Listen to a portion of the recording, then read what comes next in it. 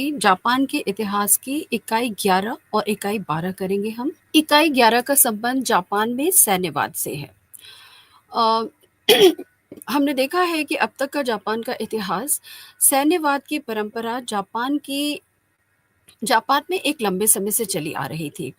Tokugawa शासनकाल और उसके पहले भी सैन्यवाद जापान की संस्कृति का एक लगभग हिस्सा सा बन चुका था। मेजी पुनर्स्थापना के बाद जापान के सामने कुछ ऐसी समस्याएं आई, जापान को कुछ ऐसी चुनौतियों का सामना करना पड़ा, जिसके कारण जापान में सैन्यवाद न केवल प्रभावी हुआ, बल्कि हर क्षेत्र में सैन्यवाद का प्रभुत्व स्थापित हो गया। अब इसमें यदि एक विचार ये आता है कि सैन्यवाद है क्या? तो सैन्यवाद को यदि हम परिभाषित करें तो सैन्यवाद का अर्थ है ऐसे राष्ट्र, ऐसी राजनीतिक व्यवस्था जहाँ पर कि सेनाओं का प्रभुत्व होता है, आंतरिक राजनीति में भी, और प्रशासन राजनीति के हर क्षेत्र में सेनाओं का प्रभुत्व होता है, और ऐसे राष्ट्र की जहाँ पर सैन्यवाद प्रभावी होता है, ऐसे राष्ट्रों की विदेश नीति बहुत आक्रामक होती है। तो जापान में प्रथम विश्व युद्ध की समाप्ति से लेकर के, या प्रथम विश्व युद्ध के आरंभ होने से लेकर के द्वितीय विश्व युद्ध की समाप्ति तक, ये दोनों ही लक्षण जापान की राजनीतिक व्यवस्था या जापानी राष्ट्र के भीतर पाए जाते हैं। कई बार ये तुलना की जाती है कि जापान का सैन्यवाद क्या जर्मनी के फासीवाद और जर्मनी के नाजीवाद और इटली के फासीवाद के समान माना जा सकता है। तो इन दोनों में थोड़ा-सा अंतर है। अंतर ये है कि एक तंत्रात्मक जो डिक्टेटोरियल लीडरशिप होती है, वो फासीवाद इटली और जर्मनी में तो अवश्य था कि एक नेता के इर्द-गिर्द पूरी राजनीति घूमती है, पूरा नियंत्रण उसके हाथ में होता है, एक तंत्रिक व्यवस्था हो जाती है समाज में, उस राष्ट्र में, और वो उसकी शक्ति का आधार सेनाएँ होती हैं। लेकिन जापान में एक लीडरशिप नहीं थी, कोई जनरल तोजो का उदय 1941 में बहुत बाद में हुआ, लेकिन आरंभ में कोई ऐसा एक एक डिक्टेटोरियल लीडरशिप नहीं थी जापान में, बल्कि जापान के पूरा प्रशासन सैन्यवाद को सपोर्ट करता था। तो इसलिए पश्चिमी डिक्टेटरशिप से जापान का सैन्यवाद कई मायनों में बहुत भिन्न था। जातीय श्रेष्ठता की भावना पर सैन्यवाद का उदय नहीं हुआ था, जो कि पश्चिम में हुआ। जापान में ये भावना आई, लेकिन बहुत बाद में आई। आरंभ में अन्य बहुत से कारण थे जिनके कारण जापान में सैन्यवाद का प्रभुत्व स्थापित हुआ। सेनाएं, राजनीति, प्रशासन, विदेश नीति, अर्थव्यवस्था, शिक्षा, हर क्षेत्र में सैनिक विचारधारा और सैन्य अधिकारियों का प्रभुत्व स्थापित हो गया। पहले एक प्रश्न उठता है कि जापान में सैन्यवाद के उदय के कारण क्या थे? क्योंकि हमने देखा कि पहले तोकुगावा शासनकाल, उसके बाद मेजी पुनर्स्थापना का उद्देश्य यही था कि जापान को एक प्रजातांत्रिक राष्ट्र के रूप में, एक संवैधानिक राष्ट्र के रूप में विकसित करना। उस बीच जापान में सैन्यवाद क्यों प्रभावशाली हुआ? उसके पीछे बहुत से राजनीतिक, आर्थिक कारण थे। अब ये उन कारणों पर प्रकाश डालेंगे। तो पहला कारण हम देखते हैं, वो है महान मंदी, द ग्रेट डिप्रेशन। प्रथम विश्व युद्ध के बाद दुनिया भर में आर्थिक मंदी का दुनिया ने सामना किया, और पहली बार आर्थिक मंदी इतने व्यापक तरीके से और इतनी गंभीरता से प्रभावित कर रही थी दुनिया भर के देशों को। इस आर्थिक मंदी का प्रभाव जापान पर भी पड़ा, और जापान में विशेष रूप से ग्रामीण कृषक वर्ग इस मंदी के से प्रभावित हुए। लेकिन इस मंदी के दौरान एक बात दुनिया के सामने आई, विशेष रूप से जापान के राजनेताओं ने ये बात नोटिस की कि दुनिया के जो प्रजातांत्रिक देश हैं, जैसे संयुक्त राज्य अमेरिका, यूनाइटेड किंगडम, जैसे फ्रांस, ये सारे देश महान आर्थिक मंदी का सामना करने में उतने सक्षम नहीं हुए जितने कि सैन्य तंत्र वाले देश जैसे जर्मनी और इटली सफल हुए थे। तो ये जापान के लोगों के लिए, जापान की सेनाओं के लिए, अधिकारियों के लिए एक बहुत बड़ा उदाहरण था कि प्रजातांत्रिक व्यवस्था जापानी राष्ट्र के आर्थिक हितों की रक्षा नहीं कर सकती, इस महान मंदी का सामना करने में सक्षम नहीं है। सैन्यवादी व्यवस्थाएं ऐसी स्थिति का बेहतर तरीके से सामना कर सकती हैं। सामान्य जनों के बीच में सैन्यवाद का प्रचार हुआ और सैन्यवाद को एक तरीके का रिकॉग्निशन मिला, एक तरीके की सहमति मिली कि वे आर्थिक मंदी का सामना करने में बेहतर तरीके से उसका सामना कर पाएँगे। दूसरा कारण सैन्यवाद के उदय का हम मान सकते हैं कि इस समय जापान में दलीय सरकारें बन रही थीं। जापानी संसद में चुनकर आने वाले बहुमत वाले दल को सरकार बनाने का अधिकार दिया जाता था। तो प्रथम विश्व युद्ध या उसके बाद के समय में हम देखेंगे तो ये दलीय सरकारें बहुत भ्रष्ट हो चुकी थीं। इनके अधिकारियों में करप्शन था, कर्तव्य निष्ठा का अभाव था और इन सब के परिणाम स्वरूप जापान की जनता प्रभावित हो रही थी। और दूसरे ये प्रजातांत्रिक प्रणाली जो थी वो भी जापान के लोगों को बहुत रास नहीं आ रही थी, क्योंकि इसमें वाद-विवाद, आलोचना इत्यादि का वो एक माध्यम माने जाते थे प्रजातांत्रिक मूल्यों के। लेकिन जापान की जनता परंपरागत रूप से सहमति के द्वारा सद्भावनापूर्ण तरीके से निर्णय पर पहुंचने की आदी थी और राष्ट्र के प्रति स्वामी भक्त सेवकों द्वारा उन नीतियों को लागू करने की परंपरा जापान में रही है। सामान्य तौर पर जापान के नागरिकों को उस समय जो दलीय सरकारें बन रही थी और उनके बीच में जितनी राजनीतिक खींचातान चल रही थी और वाद विवाद सरकार के बीच में होते थे एक भी नीति को लागू करने के लिए, ये व्यवस्था जापान के नागरिकों के लिए बहुत अनुकूल नहीं थी और उनको बहुत पसंद नहीं आ रही थी। तो ऐसे में उन्हें एक विकल्प दिखाई देता था, जापान की कर्तव्यनिष्ठ अनुशासित सेना जो सक्षम भी थी इन परिस्थितियों का सामना करने के लिए और सेना में भ्रष्टाचार भी नहीं था। तो इस तरीके से जापान को इस समय ये समझ में आ रहा था, एक विकल्प के रूप में सेनाएं और सैन्यवाद जापान के सामने प्रस्तुत किया जा रहा था और उससे आम जनता की स्वीकृति भी मिल रही थी। एक अन्य कारण था जापान में सैन्यवाद को बल मिलने का और वो कारण था साम्राज्यवाद के प्रति जापानियों की नीति। अब जो जापानी लोग थे, जापान की जो इस समय दलीय सरकारें थी, वो साम्राज्यवाद के प्रति वस्तुतः पश्चिमी देशों के प्रति बहुत ही विनम्र नीति अपना रही थी। उसका कारण ये था कि वो आर्थिक हितों को जापान के क्षेत्रीय विस्तार से अधिक महत्व दे रहे थे और वे पश्चिमी देशों के साथ अपने व्यापार को बनाए रखना चाहते थे, पश्चिमी पूंजी का जापान में निवेश चाहते थे और इन सब कारणों से बहुत सारी ऐसी परिस्थितियां हुई जिसमें उन्होंने ये स्पष्ट दिखा दिया कि वो जापान के टेरिटोरियल इंटरेस्ट की जगह उसके इकोनॉमिक इंटरेस्ट को ज़्यादा महत्व देते हैं।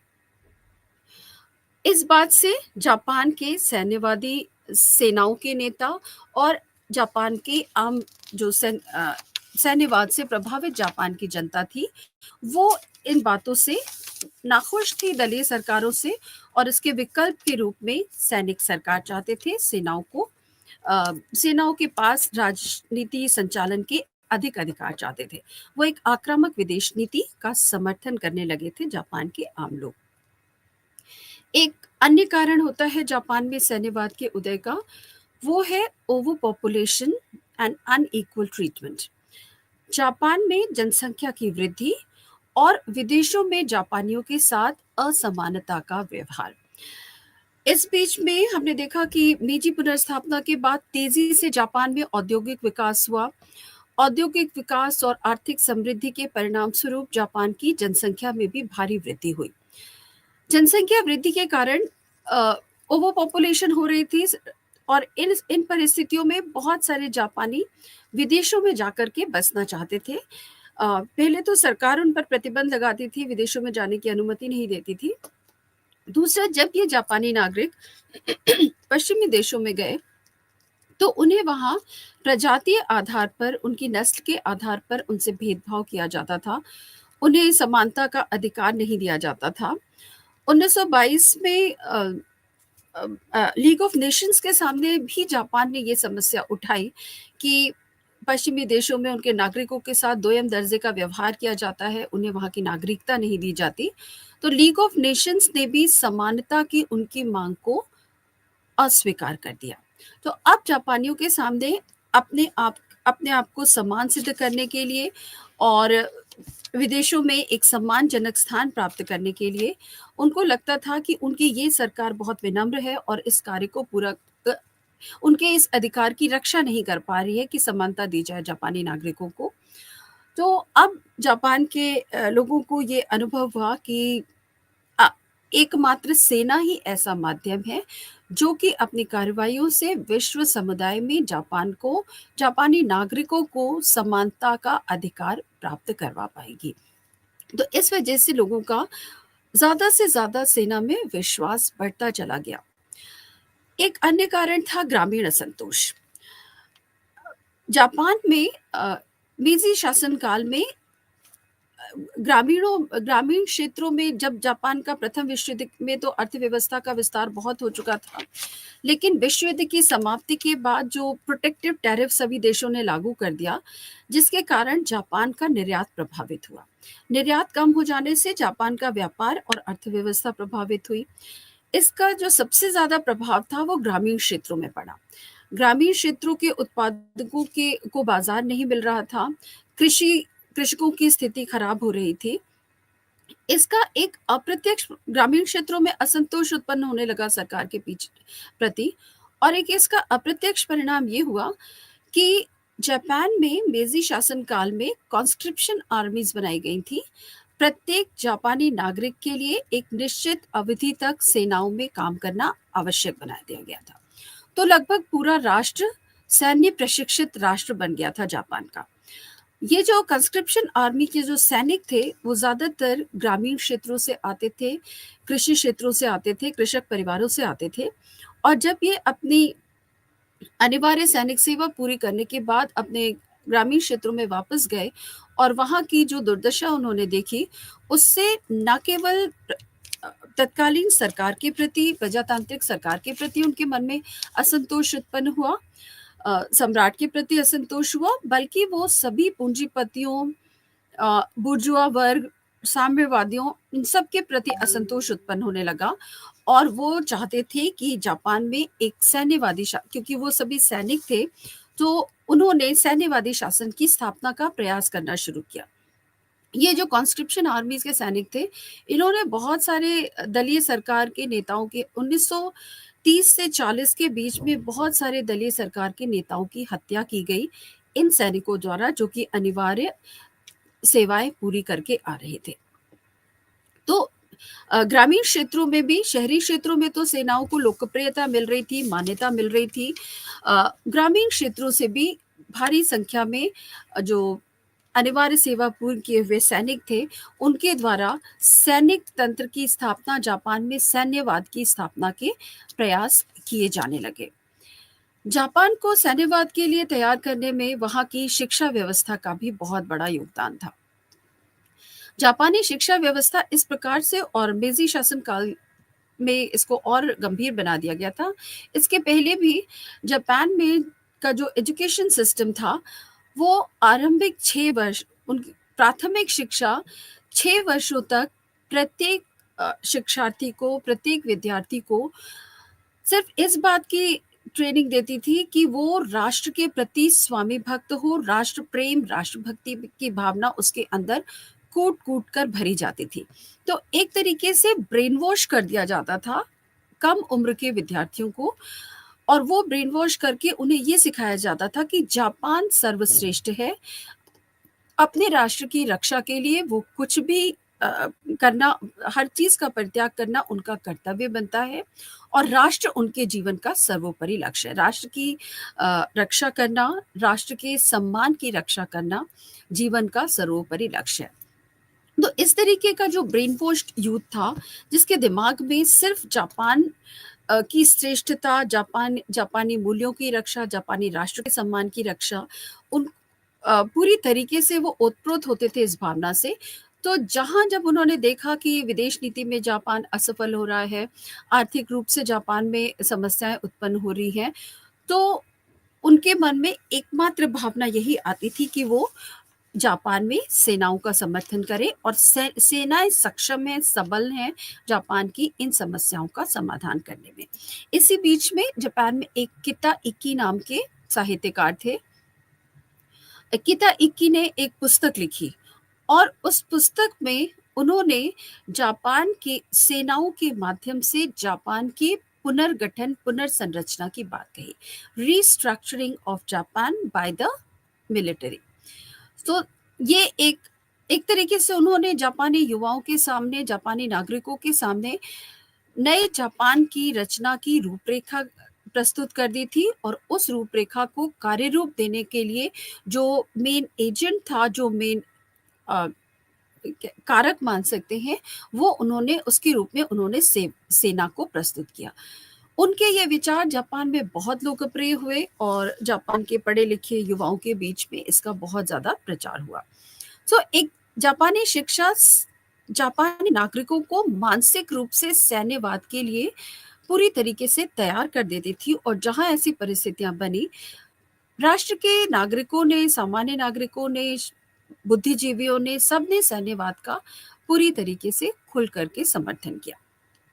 एक अन्य कारण जिसने कि सेनाओं में विशेष रूप से असंतोष उत्पन्न किया और वो था निशस्त्रीकरण की योजनाएं, डिसआर्मामेंट प्लान्स।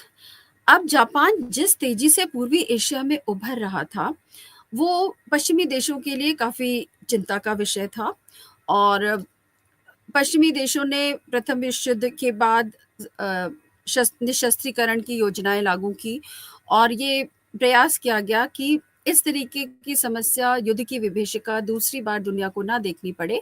इसके लिए प्रत्येक राष्ट्र को अपने शस्त्रों में कटौती करनी पड़ेगी।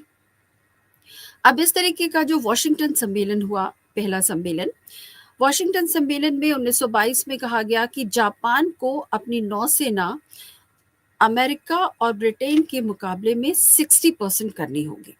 हमने देखा था कि विश्व युद्ध के दौरान सबसे शक्तिशाली नौसेना जापान की थी और ये सभी देश जापानी जहाज़ों का प्रयोग कर रहे थे सामग्री को इधर से उधर लाने के लिए और युद्ध सामग्री को ट्रांसपोर्ट करने के लिए।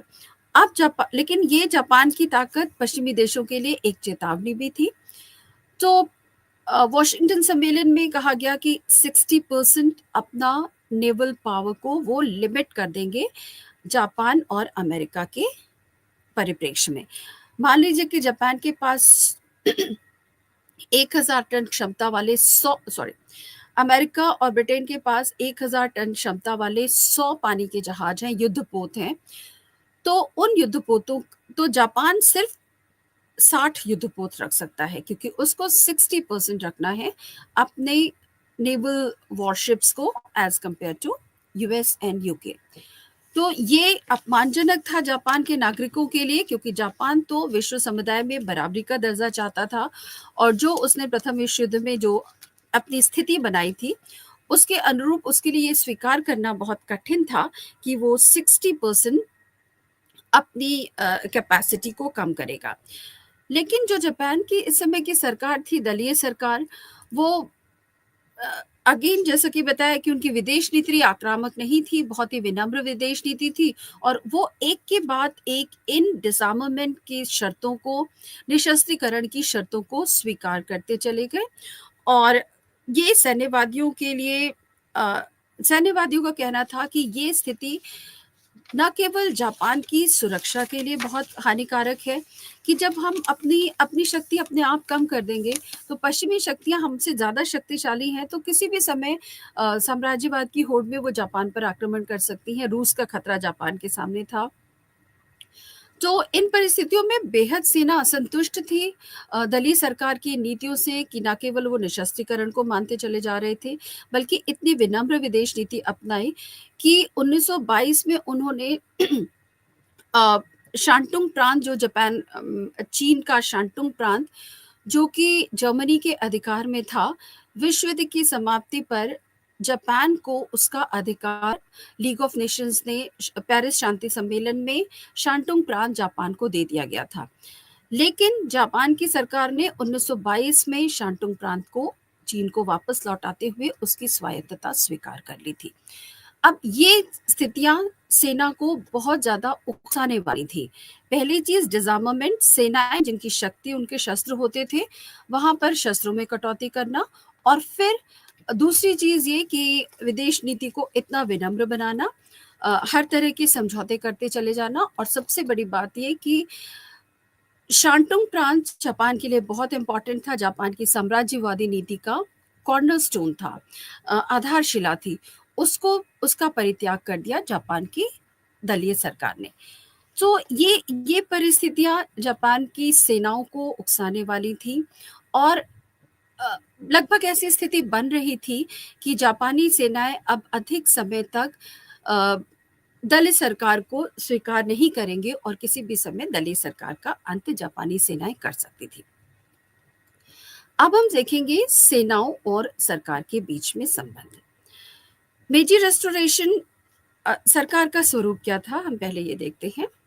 मेजी रेस्टोरेशन 1868 के बाद जापान में अ, धीरे-धीरे दलीय राजनीतिक दलों का उदय होने लगा, और इस समय मुख्य रूप से 2 दल बने हुए थे। एक दल था जिसका नाम था ज्यूतियो, जो कि लिबरल पार्टी थी, जापान का उदारवादी दल था। दूसरा दल था रिक्केन काइशिंतो। रिक्केन काइशिंतो प्रोग्रेसिव पार्टी था, अ, प्रगतिशील दल था जापान का।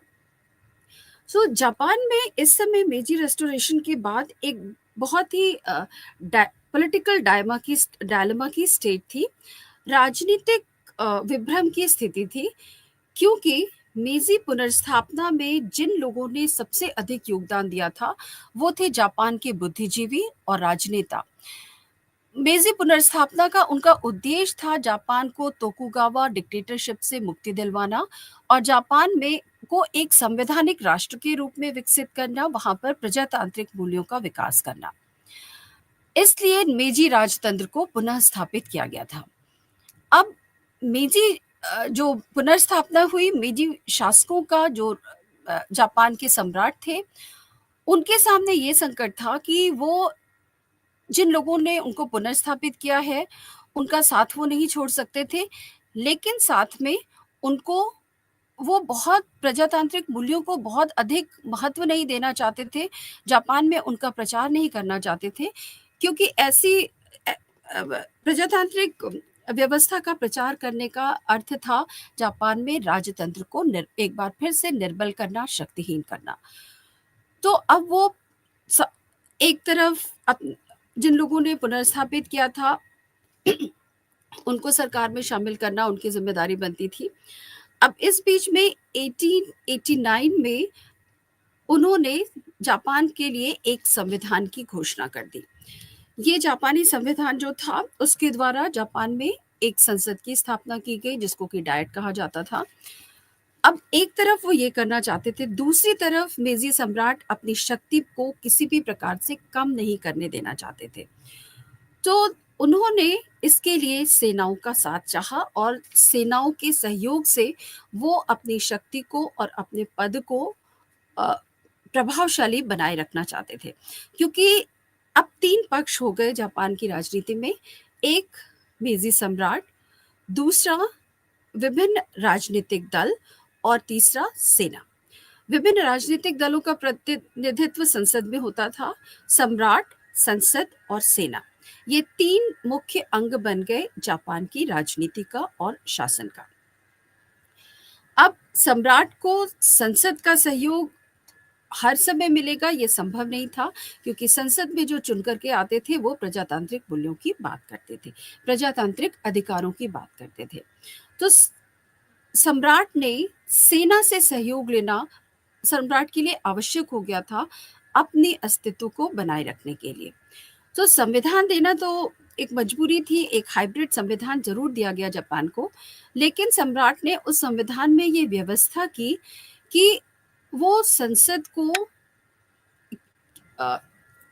के से परामर्श लिए बिना भी अपनी शक्ति का प्रयोग कर सकते हैं।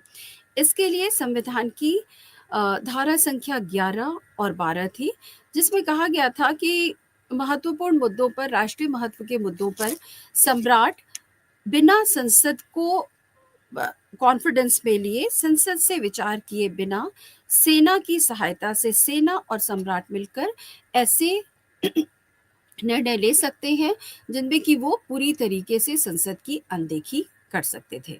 सो ये इस अधिकार का प्रयोग, इससे निश्चित रूप से संसद के ऊपर सेना को महत्व दिया गया। तो ये सैन्यवाद को बढ़ावा देने वाली परिस्थिति हो सकती थी। और इसके बाद भी संविधान लागू करने के बाद भी ज़्यादातर जो डाइट के मेंबर्स होते थे वो मनोनीत होते थे। 1% लोगों को चुनाव का मतदान का अधिकार था। तो अभी भी बहुत सीमित था प्रजातांत्रिक व्यवस्था जापान में।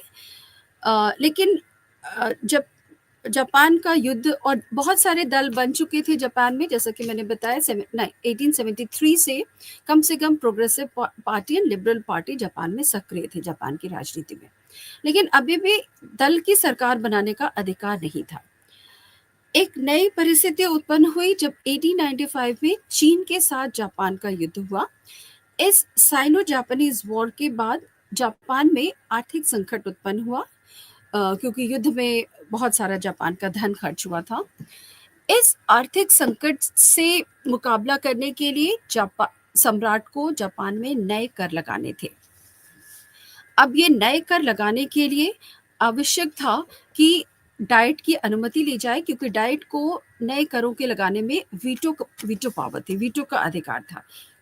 यहाँ सम्राट की सहायता सेनाएं नहीं कर सकती थी, उससे डाइट की सहमति की आवश्यकता थी।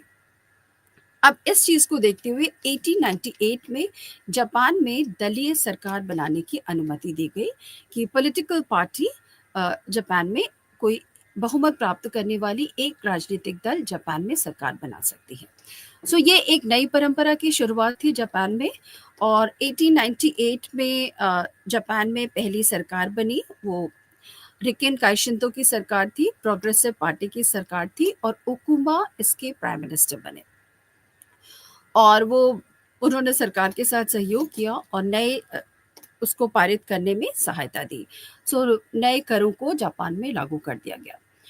अब इसके बाद लेकिन जापान दलीय सरकारों ये जो दल थे, जैसा कि नाम से स्पष्ट है, लिबरल पार्टी, प्रोग्रेसिव पार्टी, ये दोनों ही दल संवैधानिक मार्ग की बात करते थे, संवैधानिक अधिकार दिए जाने की बात करते थे, जापान में प्रजातंत्र को मजबूत करने की बात करते थे। तो ये चीज़ें स्वाभाविक रूप से सैनिक विचारधारा के विपरीत थी। सेनाओं के लिए ये बहुत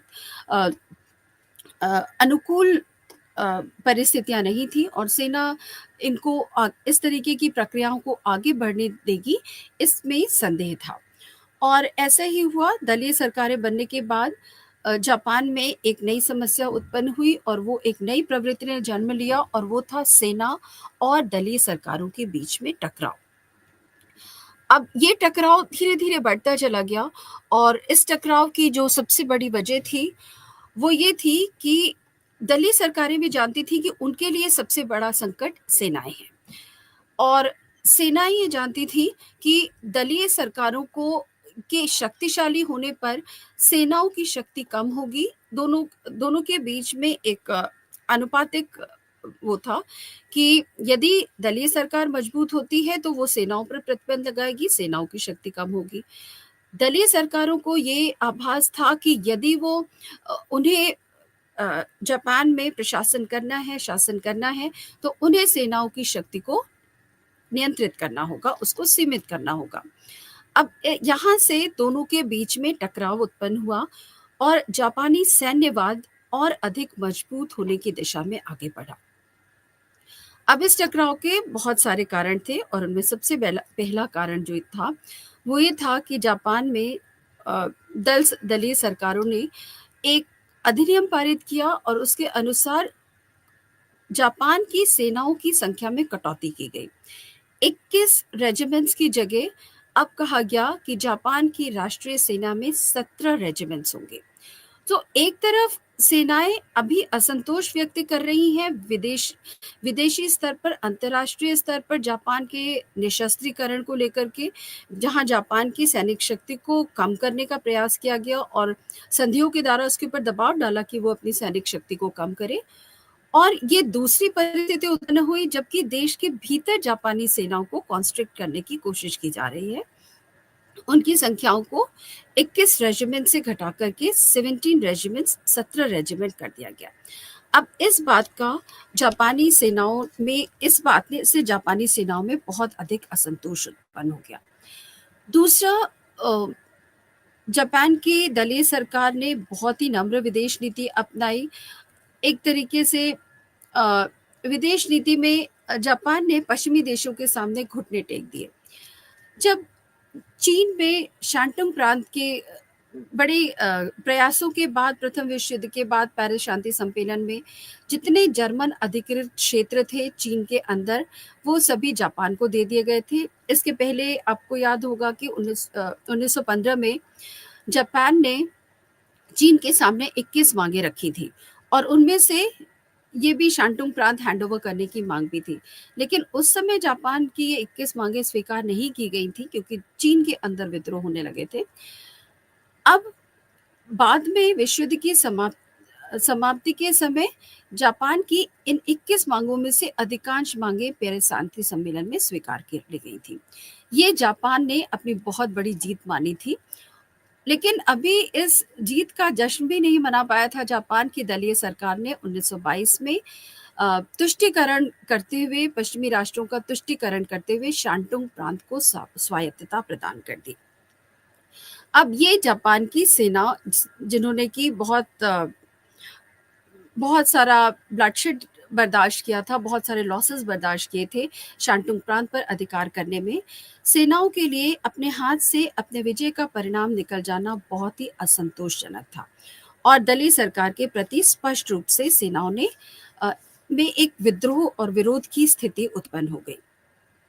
शांतुंग प्रांत जाने के बाद चीन के उत्तरी भाग में मंचूरिया का प्रांत था, जिस पर कि जापान ने अपना राजनीतिक प्रभुत्व स्थापित कर दिया था।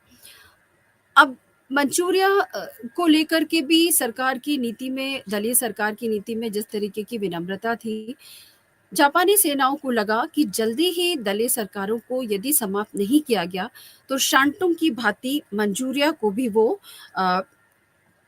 सरेंडर कर देंगी और मंचूरिया से भी अपने अधिकार को वापस ले लेंगी। इस बात से सेनाएं आशंकित थी और सेनाओं ने दलीय सरकारों का विरोध बढ़ा दिया और दलीय सरकारों को एक तरीके से समाप्त करने के लिए सेनाएं प्रयास करने लगी। दलीय सरकारों की एक और नीति थी जिससे सेनाओं में असंतोष था और वो थी ज़ाइबात्सु से दलीय सरकारों की निकटता। ज़ाइबात्सु पिछले यूनिट में हम लोगों ने देखा था कि जापान के जो 5 धनी घराने थे, जिनके पास की जापान की सबसे ज़्यादा पूंजी केंद्रित थी जिनके हाथों में, और बड़े बड़े उद्योगपति थे, धनी कुलीन लोग थे ये। इनके साथ ज़ाइबात्सु के साथ दल सरकार की बहुत निकटता थी। ज़ाइबात्सु अपने धन के आधार पर जापान के सरकार की नीतियों को प्रभावित करते थे, निर्देशित करते थे। जब उससे सेनाओं में असंतोष था और असंतोष की वजह ये थी कि ज़्यादातर सैनिक जो थे वो कृषक परिवारों से आते थे, ग्रामीण क्षेत्रों से आते थे या औद्योगिक मजदूर परिवारों से आते थे। तो उनमें ज़ाइबात्सु के प्रति असंतोष था और जब ज़ाइबात्सु सरकार की नीतियों को प्रभावित करते थे तो ये गठबंधन जापानी सैनिकों और जापान के नागरिकों के लिए भी बहुत प्रिय संगठन नहीं था और इसकी वजह से जापानी सेनाओं में असंतोष हुआ और जापानी सेनाओं को आम नागरिकों का समर्थन प्राप्त होना शुरू हो गया। दलीय सरकारों से टकराव की सेनाओं की एक वजह ये थी कि दलीय सरकारों ने स्पष्ट रूप से आर्थिक हितों को महत्व दिया, साम्राज्यवादी हितों की बलि चढ़ाई। दलीय सरकारों ने ज्यादातर जो समझौते किए, उन समझौतों का एकमात्र उद्देश्य था कि जापान का विदेश व्यापार प्रभावित ना हो, इसलिए उन्होंने पश्चिमी राष्ट्रों और अन्य देशों के साथ हर तरह के समझौते करना आरंभ कर दिया। उन्होंने इसके लिए अपने साम्राज्यवादी हितों की बलि दी, विदेश नीति को इतना विनम्र बना दिया कि जापान, जो कि एक लंबे समय से विश्व समुदाय में अन्य राष्ट्रों की, पश्चिमी राष्ट्रों की बराबरी करना चाहता था, अब वो निश्चित रूप से उनसे दबता हुआ दिखाई दे रहा था। उनके सामने एक सेकेंडरी स्टेट के रूप में प्रस्तुत किया जा रहा था जापान की दलीय सरकारों द्वारा। इन सब कारणों से दोनों के बीच में असंतोष बढ़ने लगा और ये असंतोष उस समय और भी बढ़ गया। पहले हमने देखा था कि 1922 की वॉशिंगटन कॉन्फ्रेंस में जापान का डिसआर्मामेंट किया गया था, निशस्त्रीकरण किया गया था। 1930 में लंदन में ऐसी कॉन्फ्रेंस हुई जिसमें कि एक बार फिर से डिसआर्मामेंट की बात लाई गई और फिर से डाइट के सामने ये चीज़ लाई गई और डाइट ने इन डिसआर्मामेंट की बात को स्वीकार कर लिया। अब सेनाओं का धैर्य लगभग समाप्त हो चुका था और सेनाओं ने इस तरीके के प्रस्तावों को स्वीकार करने के विरोध में हिंसात्मक प्रदर्शन करना शुरू कर दिया और इसी समय प्रधानमंत्री जो इसेकाऊ त्योशी थे, उनका जापान की सेनाओं के साथ टकराव होने लगा और 1932 में सेनाओं द्वारा जापान के प्रधानमंत्री की हत्या कर दी गई। ये एक स्पष्ट संकेत था कि सेनाएं दलीय राजनीति को अब बिल्कुल स्वीकार नहीं करना चाहती और जिस तरीके की अ, राजनीति या जिस तरीके का अपीसमेंट की पॉलिसी जापान की सरकार, दलीय सरकारें कर रही थी, तुष्टीकरण की नीति कर रही थी, उससे जापानी सेना बिल्कुल प्रभावित नहीं थी और वो अब अपने हाथ में राजनीति लेने के लिए, जापान का शासन तंत्र अपने हाथ में लेने के लिए पूरी तरीके से तैयार थी। इस बीच में अब जापान में बहुत सारे विचार, बुद्धिजीवियों के विचार व्यक्त किए जा रहे थे और एक सेनाओं इस तरीके के विचार थे जिनमें कि सेनाओं की इन गतिविधियों की आलोचना भी की जा रही थी। इस बीच में बहुत सारे सरकार की तरफ से नागरिक स्वतंत्रता को बाधित करने वाले, निबंधित करने वाले, कॉन्स्ट्रिक्ट करने वाले कानून पारित किए गए और इन कानूनों के माध्यम से नागरिक स्वतंत्रता को न केवल सीमित किया गया, बल्कि ऐसे कानून बनाए गए जिससे कि सेना की आलोचना करने वालों के ऊपर भी कई तरीके के प्रतिबंध लगाए गए। अब जिस तरीके से सेना राजनीतिक हत्याएं करवा रही थी जापान में, जिस तरीके से सेना एकजुट होकर के दलीय सरकारों का कार्य करना मुश्किल कर रही थी, उससे जापान के एक वर्ग में, विशेष रूप से बुद्धिजीवी वर्ग में, सेनाओं का विरोध आरंभ हो गया और इसके बारे में जापान में पत्र पत्रिकाओं में लिखा जाने लगा और विरोध करने वाले जो मुख्य रूप से दल थे या विचारधाराएं थी, वो समाजवादी विचारधारा और साम्यवादी विचारधारा। इन लोगों का कहना था कि जापान सैनिक तानाशाही की तरफ बढ़ रहा है और ये सैनिक तानाशाही जापान में प्रजातंत्र को नष्ट कर देगी, नागरिकों के अधिकारों का हनन किया जाएगा। इसलिए सेनाओं की इस तरीके से अराजक होने को जापान में रोका जाना चाहिए। इसके विरोध में जापान में समाचार पत्रों में लिखा जाने लगा और इसी समय एक लेखक थे कोबायाशी ताकीजी, उन्होंने एक लेख लिखा और उन्होंने लिखा कि जापान किस तरीके से जापानी सेनाएं किस तरीके से अपने विरोधियों का क्रूरतापूर्वक दमन करती हैं, उसके बारे में उन्होंने समाचार पत्रों में लिखा। अब इस तरीके के जब लेख प्रकाशित होने लगे, तो जापान की सेना के विरोध में जितने भी प्रदर्शन होते थे या लेख प्रकाशित हो, उन सब के ऊपर प्रतिबंध लगा दिया गया और इस तरीके की प्रवृत्ति को रोकने के लिए सेना ने हिंसात्मक तरीके अपनाना शुरू कर दिया। अब हम देखेंगे कि 1930 के बाद जिस तरीके से हमने देखा, एक क्रमिक रूप से सेनाएं जापान की राजनीति को पूरी तरीके से अपने नियंत्रण में लाती जा रही हैं और कहीं ना कहीं इसमें मेजी सम्राट का उनको सहयोग भी मिल रहा है और यदि सहयोग हम ना भी माने तो मेजी सम्राट को हम देखते हैं कि वो पूरी तरीके से तटस्थ बने हुए हैं। सेनाओं को नियंत्रित करने या सेनाओं की अराजकता को रोकने के लिए मेजी शासन की तरफ से कोई प्रयास नहीं किया जा रहा, बल्कि बहुत सारे प्रतिबंधात्मक कानून भी सरकार की तरफ से बनाए जा रहे हैं। अब 1930 के बाद जहां जहां जापान की पश्चिमी अंतर्राष्ट्रीय जगत पर जापान की उपस्थिति बढ़ती गई, जापान की सेनाएं मजबूत होती गई, उसके बाद जापान में एक संकट अनुभव किया जाने लगा कि जापान में बहुत जल्दी सैन्य तानाशाही की स्थापना हो सकती है। अब इस चीज़ से बचने के लिए जापान में विरोध शुरू आरंभ हो गया बुद्धिजीवी वर्ग की तरफ से, शिक्षकों।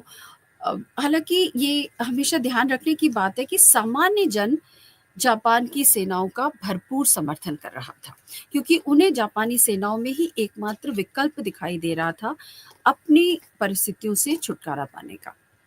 लेकिन जापान का बुद्धिजीवी वर्ग ये समझ रहा था कि जापान सैनिक अराजकता की ओर बढ़ रहा है, डिक्टेटरशिप, मिलिट्री डिक्टेटरशिप की तरफ बढ़ रहा है और इसको रोकना आवश्यक है।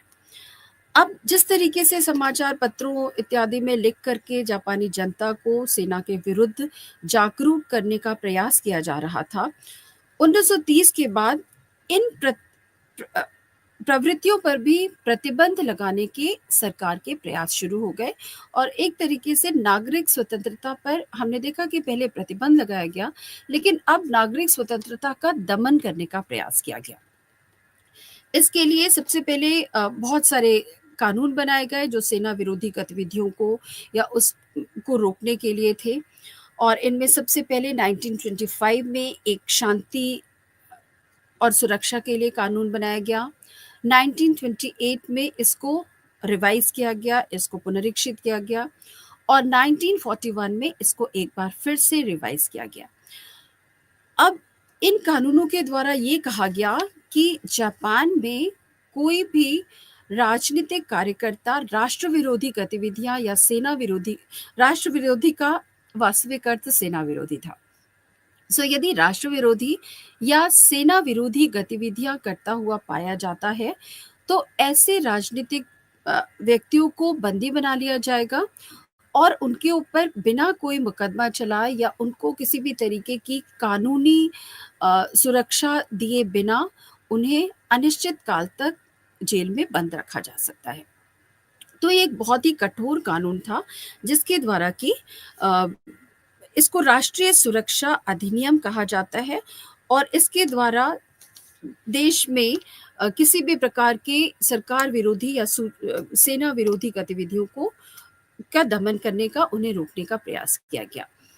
अब 1941 के राष्ट्रीय सुरक्षा अधिनियम लागू होने के बाद एक स्ट्रिक्ट सेंसरशिप लागू की गई।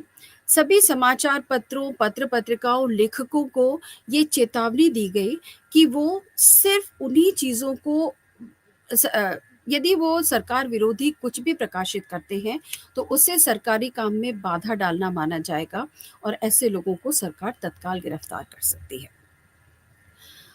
ये कहा गया कि अब सिर्फ वही सूचनाएं प्रकाशित की जाएंगी, समाचार पत्र सिर्फ वही सूचनाएं प्रकाशित करेंगी जो सरकार उनको उपलब्ध कराएगी, या सेना के प्रभुत्व में सरकार थी, जो सरकार द्वारा उपलब्ध कराई जाएंगी सूचनाएं वही समाचार पत्र प्रकाशित कर सकते हैं।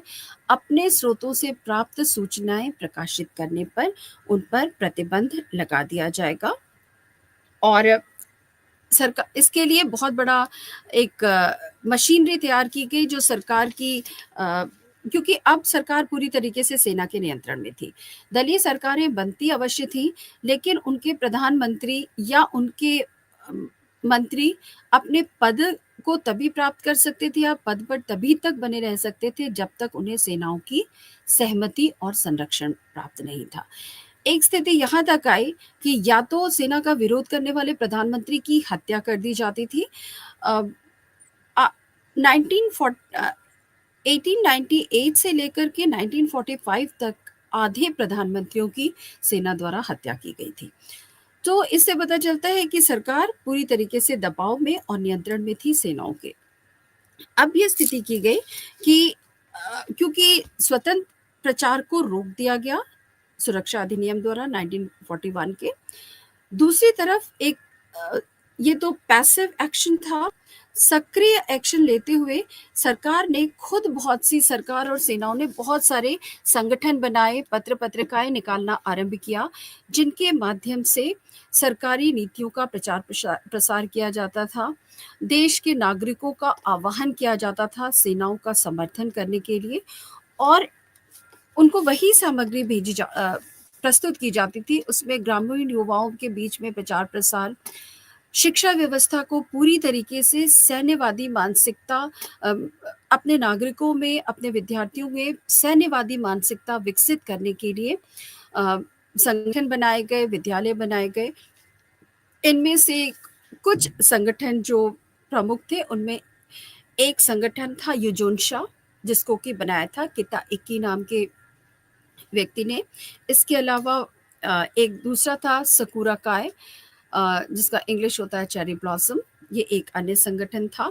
और ऐसे करके बहुत सारे संगठन बन गए जो सैन्यवाद का समर्थन करते थे, सैन्यवादी विचारधारा का प्रचार प्रसार करते थे और जापानी युवाओं को ब्रेन वॉश करते थे, उन्हें सैन्यवादी मानसिकता से प्रेरित करते थे। तो 2 परिस्थितियाँ थी, एक जापानी शिक्षा, दूसरा जापानी सेना सरकार का की प्रचार व्यवस्था और तीसरा अनिवार्य सेवा, सैनिक सेवा। इन सब वजहों से मानसिक रूप से, शारीरिक रूप से पूरा जापान एक सैन्य राष्ट्र के रूप में प्रिपेयर हो चुका था, तैयार हो चुका था। और वहाँ पर सैन्यवाद, भले ही दलीय सरकारें बन रही थी, पर वस्तुतः सैन्यवादी तानाशाही जापान में 1930 के बाद जापान उस मार्ग पर चल चुका था जहाँ सैनिक तानाशाही सेनाओं के नियंत्रण के लिए अ, वो चल रहा था। इस बीच में सेनाओं में इतनी सेनाएं इतनी ज़्यादा सेनाओं पर नियंत्रण सरकार का भी इतना कम होने लगा कि सेनाएं अपने आप मनमानी करने लगी और अपने निर्णय लेने लगी। जैसे कि मंचूरिया में, चीन के उत्तरी भाग में जो मंचूरिया प्रांत था, वहाँ हम 2 उदाहरण देखते हैं कि मंचूरिया में अपने सैन्य अधिकारियों की चौकियों से जो आदेश दिए जा रहे थे, उनका पालन ना करते हुए मंचूरिया में जापानी सेनाओं ने अपनी मनमानी की। इसी तरीके से जापान के भीतर भी टोक्यो में जापान की सरकार से, जापान की सेना से प्राप्त होने वाले निर्देशों का युवा जापानी सैन्य अधिकारी पालन नहीं कर रहे थे। तो जापान में अब एक तरीके से सैन्य तानाशाही की स्थिति बन चुकी थी और वो सैन्य तानाशाही भी सैन्य अधिकारी भी अपने सैनिकों पर पूर्ण नियंत्रण नहीं रख पा रहे थे। अब सेनाओं के भीतर ही विभाजन की स्थिति उत्पन्न हो गई और सेना के भीतर 2 दल बन गए। एक था कुदोहा दल, जो कि कहना चाहिए एक थोड़ा शांत दल था, जो कि राज्य के प्रति वफादारी, स्वामी भक्ति और नैतिकता की बात करता था। दूसरा दल था तोसोई। तोसोई जो था वो राज्य को अपने पूरे नियंत्रण में रखना चाहता था, जनता को युद्ध के लिए तैयार करने का उनका लक्ष्य था। और वो सेना के बीच में 2 दल बन गए और इन दलों के बीच में वर्चस्व की लड़ाई आरंभ हो गई। कुदोहा और तोसोई बारी-बारी से 1930 से लेकर 1945 तक कुदोहा और तोसोई के बीच में वर्चस्व की लड़ाई चलती रही। पहले कुदोहा प्रभावशाली था और उसके अराकी उसके प्रधानमंत्री बने कुदोहा दल के, और माज़ाकी उपसेनापति बने। लेकिन बहुत जल्दी अराकी की हत्या कर दी तोसोई दल ने, और बाद में मज़ाकी को भी उनके पद से हटा दिया गया और उनकी भी हत्या कर दी गई। 1935 में तोसोई दल का प्रभुत्व हो गया वहाँ की सत्ता पर। 1936 में फिर से कुदोहा दल, सेना के भीतर जो दल था कुदोहा दल, वो सत्ता में प्रभावशाली होने लगा। तो ये 1931 से एक नई प्रवृत्ति शुरू हुई। सेनाएं प्रभावशाली तो अवश्य थी, लेकिन सेनाओं के भीतर वर्चस्व की लड़ाई थी, सेनाओं के भीतर 2 दल थे। अब दलीय सरकारें तो महत्व विहीन हो चुकी थी, क्योंकि भले ही सरकारें बनाती थी कोई दल, लेकिन प्रधानमंत्री और उसके प्रमुख पदों पर सेना अधिकारी होते थे। अब इन पदों पर किस दल का अधिकारी होगा, सेना के किस गुट का अधिकारी होगा, अब इस बात को लेकर के हिंसात्मक घटनाएं होने लगी। और यदि कुदोहा सत्ता में होता था प्रधानमंत्री और सेना के पद पर, तो तोसोई दल के लोग उसकी हत्या करते थे। यदि तोसोई दल के नेता होते थे, वो कुदोहा दल की हत्या करते थे। सो लगातार ये स्थिति जापान में एक लंबे समय तक चलती रही। अल्टीमेटली तोसुई जो है वो कोदोहा दल से ज़्यादा सक्सेसफुल हुए क्योंकि वो ज़्यादा आक्रामक दल था जापान की राजनीति में। अब जापान पूरी तरीके से सैनिक तानाशाही राष्ट्र के रूप में बदल चुका था। सेना के सहयोग और सेना की सहमति के बिना कोई भी प्रधानमंत्री अपना पद तक ग्रहण नहीं कर सकता था। 1931 में ओगाकी काजुशी को प्राइम मिनिस्टर चुना गया। वो अपने पद की शपथ लेने के लिए जब अपने वाहन द्वारा निकले अपने निवास से अपने कार्यालय के लिए, तो रास्ते में सेना के अधिकारियों ने उनका अपहरण कर लिया और उनसे ये ज़बरदस्ती लिखित ले लिया गया कि वो इस पद को स्वीकार करने में असमर्थ हैं और उन्हें प्रधानमंत्री बनने से रोक दिया गया। तो इस तरीके से डिक्टेटरशिप, सैन्य तानाशाही जापान में पूरी तरीके से हावी हो चुकी थी और अब जापान में कि आंतरिक क्षेत्र में सैन्य तानाशाही स्थापित करने के बाद अब जापान का अगला लक्ष्य था विदेश नीति में प्रभावशाली होना। इकाई 12 मुख्य रूप से विदेश नीति के संबंध में है और विदेश नीति में जापान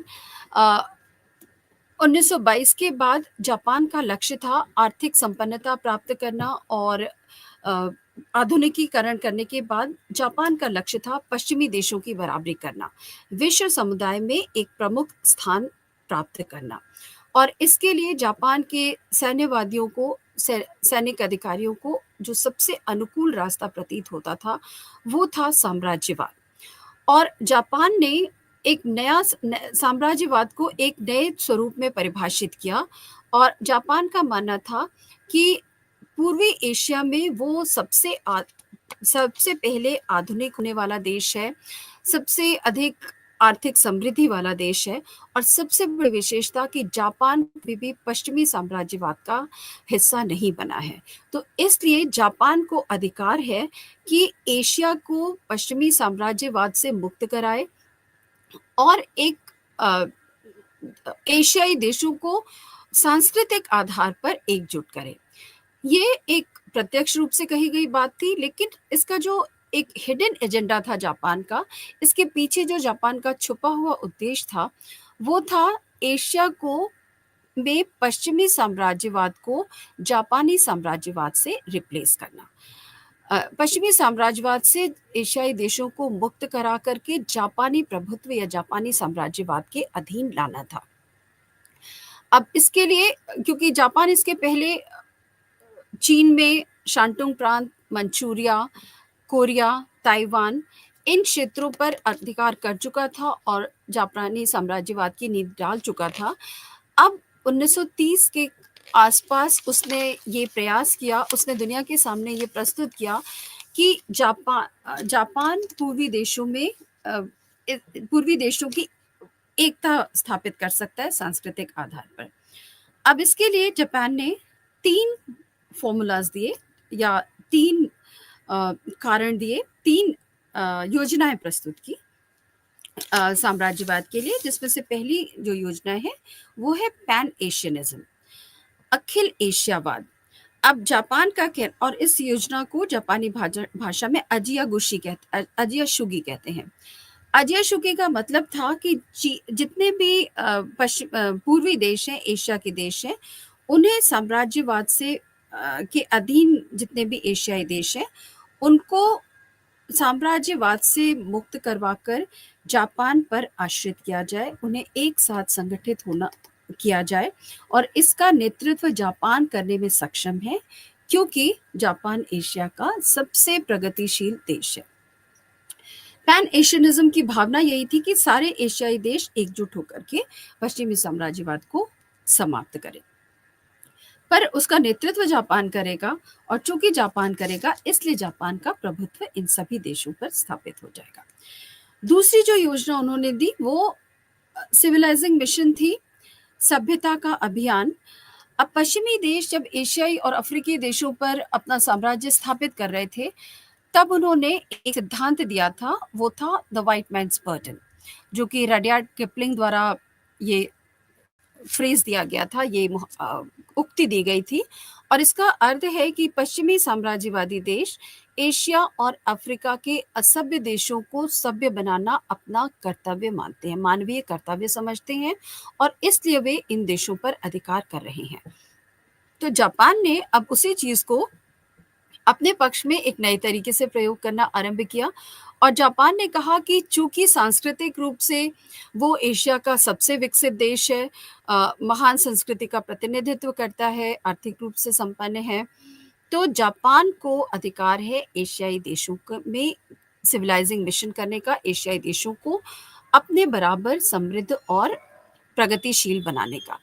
इसलिए यूरोपीय देशों को निकालने के बाद एशिया में यह कार्य सभ्यता एशियाई देशों को सभ्य बनाने का कार्य जापान कर सकता है, और वो स्वाभाविक रूप से इसके लिए उपयुक्त राष्ट्र है, क्योंकि वो कभी भी पश्चिमी राष्ट्रों के उसमें नहीं। यहाँ पर जापान ने के बुद्धिजीवियों ने और जापान की सेना ने एक प्रकार से जातीय श्रेष्ठता की भावना के साथ ये सिविलाइजिंग मिशन की बात कही, क्योंकि वो ये मानते थे कि जितनी भी एशियाई प्रजातियां हैं, नस्लें हैं, उनमें जापानी नस्ल सर्वश्रेष्ठ है।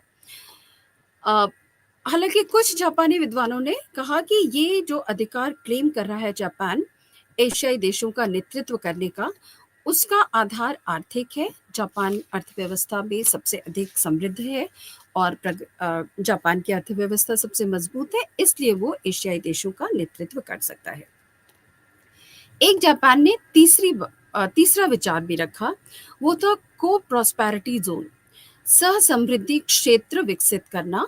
और इस यहाँ पे जापान ने कहा कि नेतृत्व करने के लिए वही प्राकृतिक रूप से दावेदार है कि जापानी पूरे एशिया के देश मिल करके एक सह समृद्धि क्षेत्र बनाएंगे, जिसमें कि आपसी सहयोग के द्वारा सभी देशों की आर्थिक प्रगति की जाएगी। बट हम इन चीज़ों को यदि और बारीकी से देखें तो चाहे वो पैन एशियनिज्म की भावना हो, जिसके लिए बहुत सारे संगठन बनाए गए, Asiatic cultural society, cultural unity society, pan Asia rising society, इस तरीके के बहुत सारे संगठन बनाए गए। इसी तरीके से सिविलाइजिंग मिशन, सभ्यता अभियान हो या सह समृद्धि क्षेत्र हो, इन सब के पीछे जापान का एकमात्र उद्देश्य था पूरे पूर्वी एशियाई हिंद प्रशांत क्षेत्र में अपना राजनीतिक प्रभुत्व स्थापित करना, राजनीतिक वर्चस्व स्थापित करना, और इन सभी देशों को अपना आश्रित बना करके रखना।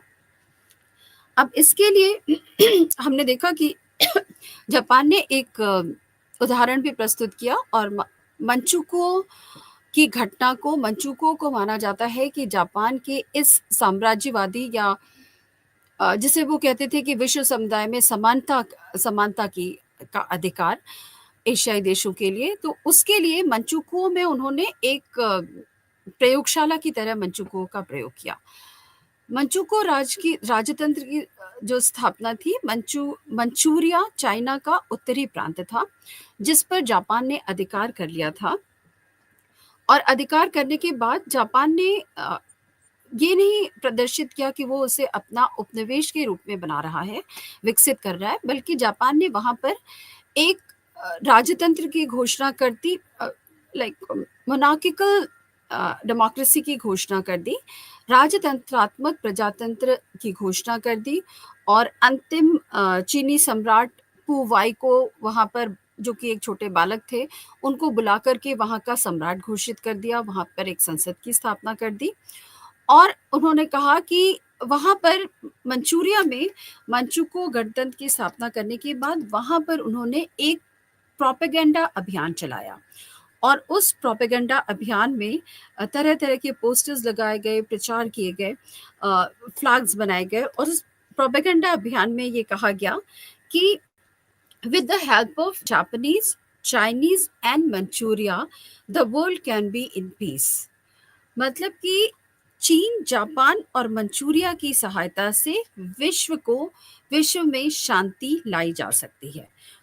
और फिर उन्होंने कहा, एक और नारा दिया, 5 रेसेस अंडर 1 यूनियन। मतलब पूर्वी एशिया के जितने भी 5 प्रजातियां हैं वो एक साथ जुट करके एक संघ बना सकती हैं। तो साम्राज्यवाद को एक नए तरीके से परिभाषित किया जापान ने और इन एक अ, नया राजनीतिक उदाहरण प्रस्तुत किया, परंतु वास्तविकता में यदि भीतर से देखा जाए, तो ये जापानी राष्ट्र के सैन्यवादी सरकारों का ये मुख्य रूप से उद्देश्य इसमें था कि पश्चिमी राष्ट्रों को एशिया से बाहर निकालना, जापानी प्रभुत्व एशियाई देशों के ऊपर स्थापित करना और इस जापानी प्रभुत्व का प्रयोग जापानी सैन्यवाद को मजबूत बनाना, जापान की अर्थव्यवस्था को मजबूत बनाना। क्योंकि हमने देखा था कि प्रथम विश्व युद्ध के बाद जापान ने अनुभव किया कि जापान का निर्यात व्यवहार बहुत प्रभावित हो गया, क्योंकि उसके पास सिर्फ घरेलू बाजार बचे, जबकि ब्रिटेन और अन्य देशों का विदेश व्यापार प्रभावित नहीं हुआ, क्योंकि उनके पास उपनिवेश थे। उनके माल की खपत उनके उपनिवेशों में हो रही थी। तो अब जापान उसी मॉडल को, उसी प्रारूप को फॉलो करना चाहता था और इसलिए वो, चूंकि छोटा सा राष्ट्र था, वो प्रत्यक्ष नियंत्रण में तो नहीं ला सकता था, लेकिन अपने राजनीतिक प्रभुत्व को बढ़ाने का उसने प्रयास किया। अब जब सेकेंड वर्ल्ड वॉर शुरू हुआ, द्वितीय विश्व युद्ध के दौरान जापान की नीति थी कि एशियाई देशों में अपनी सेनाएं भेज करके उन देशों को मुक्त कराने, उन देशों के नेताओं के साथ संपर्क किया और उन देशों के मुक्तिदाता के रूप में अपने आप को प्रस्तुत किया। लेकिन यहाँ भी एक हिडन एजेंडा था। मुक्तिदाता के रूप में जापानी सेनाएं उन देशों में पहुंचती थी, जैसे मलाया, बर्मा, इंडोनेशिया। कुछ प्रयास भारत के लिए भी हुआ। सो इन देशों के राष्ट्रवादियों के साथ सहयोग करके उन्हें फ्रांसीसी और अंग्रेजी साम्राज्यवाद से मुक्ति दिलाने के नाम पर ये जापानी सेनाएं वहां पहुंची, लेकिन उन्होंने अपना आधिपत्य स्थापित किया और वहां पर बहुत जघन्य अपराध किए, अन्याय किए, शोषण किए वहां की जनता का। तो यहाँ भी मुक्तिदाता के रूप में अपने आप को प्रेजेंट करने के बाद जापान का उद्देश्य उन राष्ट्रों को अपने राजनीतिक प्रभुत्व के अंदर लाना था। सो यहाँ पर हम देखेंगे 1941 में भारत के साथ भी सुभाष चंद्र बोस जैसे नेताओं के साथ जापान संपर्क में था और जब भारत की जो पहली प्रोविजनल सरकार बनी सिंगापुर में, उसको जापान ने मान्यता दी और उसके पास चूंकि कोई टेरिटरीज नहीं थी, तो जापान ने अंडमान निकोबार द्वीप समूह भी भारत को दिए। तो इस तरीके से हमने इन दो यूनिट्स में, पहले हमने देखा सैन्यवाद का उदय, सैनिक तानाशाही, और दूसरे यूनिट में, यूनिट 12 में हमने देखा जापान में की साम्राज्यवादी नीति, जिसका स्वरूप थोड़ा भिन्न था, और द्वितीय विश्व युद्ध के समय जापान किस प्रकार से प्रभावशाली हुआ एशिया में।